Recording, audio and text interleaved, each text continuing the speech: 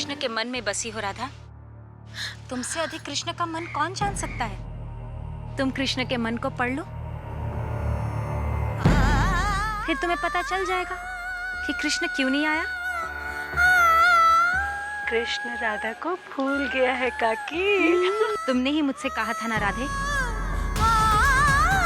कि तुम्हारे हृदय की पीड़ा जानने के लिए कृष्ण राधा बना था। इसी से पता चलता है कि कृष्ण कोई साधारण पुरुष नहीं है। इसी से साक्षात्कार होता है कि कृष्ण का प्रेम सच्चा प्रेम है। कृष्ण का प्यार सच्चा है तो कदाचित राधा का प्यार सच्चा नहीं होगा। तभी तो कृष्ण उससे मिलने नहीं आया।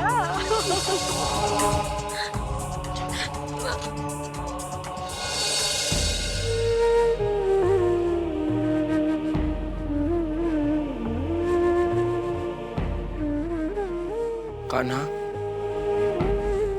भैया, तुम सबकी उदासी दूर करते हो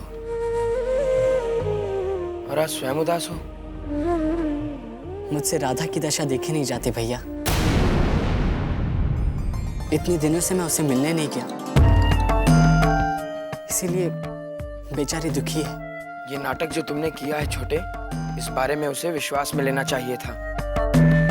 तब नाटक सच्चा नहीं लगता था, नाटक करना ही व्यर्थ होता।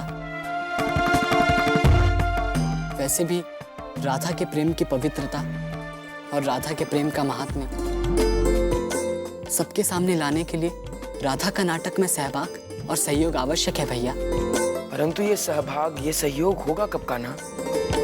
जब नाटक उत्कर्ष पर पहुंचेगा तब।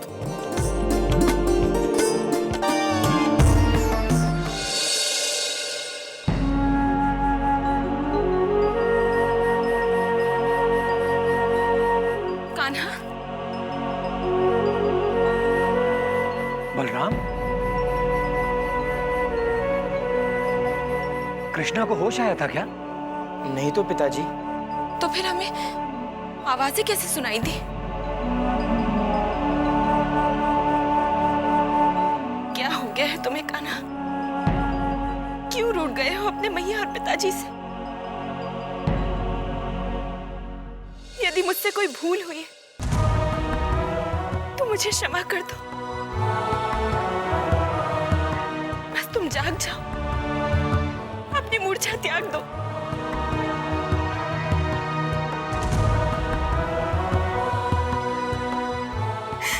अपनी मूर्छा त्याग दो कान्हा।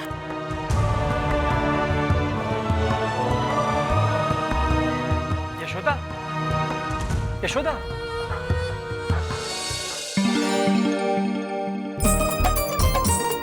कान्हा, मुझे तुम पर क्रोध आ रहा है।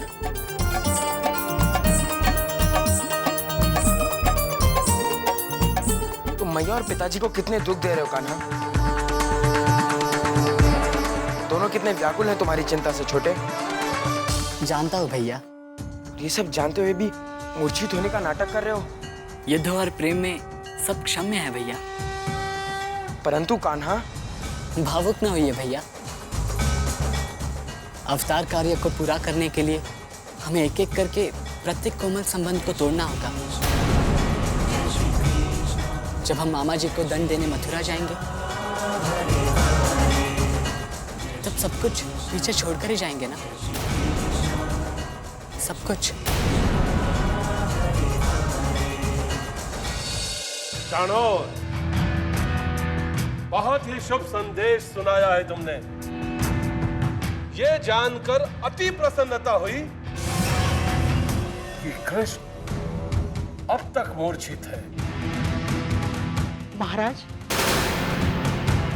मैंने वैदराज को गोकुल भेजने की व्यवस्था कर दी है महाराज। वैदराज को गोकुल क्यों भेज रही हो तुम? कृष्ण की मूर्छा दूर करने के लिए महाराज। कृष्ण, लगता है तुम्हें विधवा बनने की तीव्र इच्छा। केशनी, वैद्य जी कहीं नहीं जाएंगे। यदि तुम मुझे मृत्यु देखना चाहती हो तो भेज दो वैद्य जी को गोकुल। जाओ।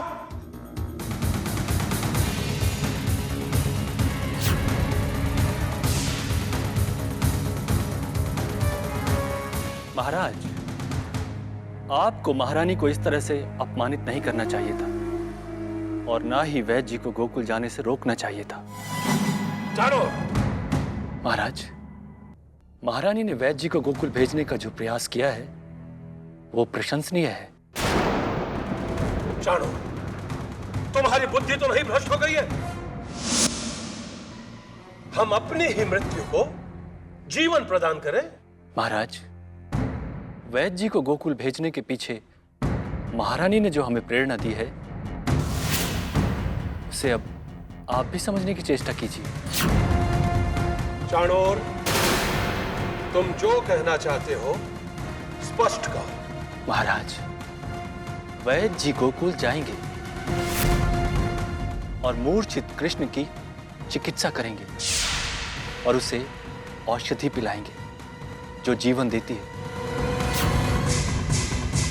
परंतु महाराज, वो औषधि नहीं, विष होगा, विष जो जीवन ले लेता है।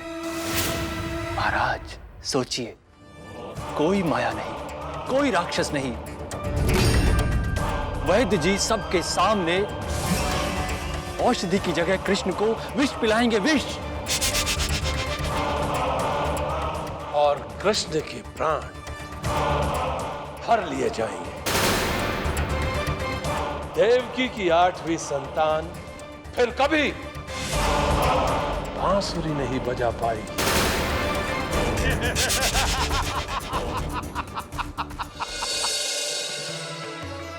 देखा आपने भैया, मामा जी मेरी कितनी चिंता करते हैं।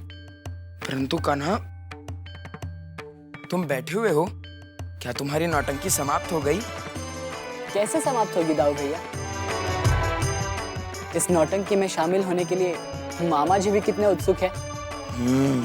कदाचित इसीलिए मामा जी हमारे पास वैद्य जी को भेजना चाहते हैं। वो भी अपने स्वास्थ्य के लिए, मेरे स्वास्थ्य के लिए नहीं। अरे छोटे, विष तो हर कोई दूसरों को ही पिलाना चाहेगा ना, स्वयं तो कोई लेता नहीं। मामा जी तो विषधर सर्प से भी अधिक विषैले हैं। परंतु छोटे,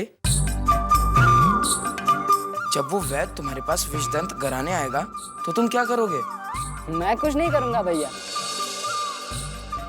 उस विषदंत का जो कुछ भी करेंगे वो आप करेंगे। परंतु छोटे, मैं क्या करूंगा? अतिथि का आतिथ्य।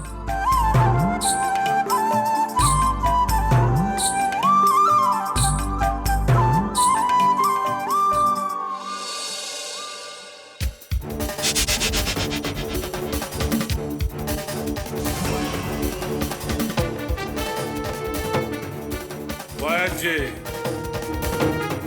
ये सोने की मोहरें वो औषधि है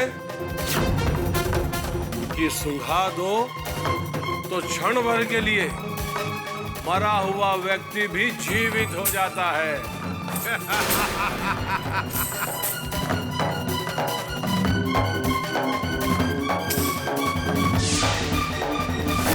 उठा लीजिए, आपके काम आएगी। जी महाराज।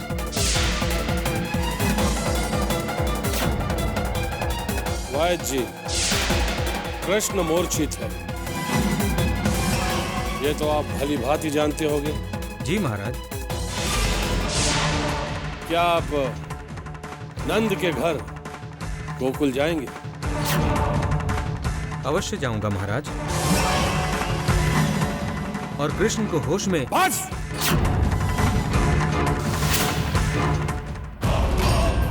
आप कृष्ण को होश में लाने गोकुल नहीं जा रहे, बल्कि होश में लाने के बहाने उस कृष्ण को सदा सदा के लिए मूर्छित करने जा रहे हैं। उसे ऐसी मूर्छा देने जा रहे हैं आप, जो मूर्छा कृष्ण की मृत्यु के बाद भी ना टूटे।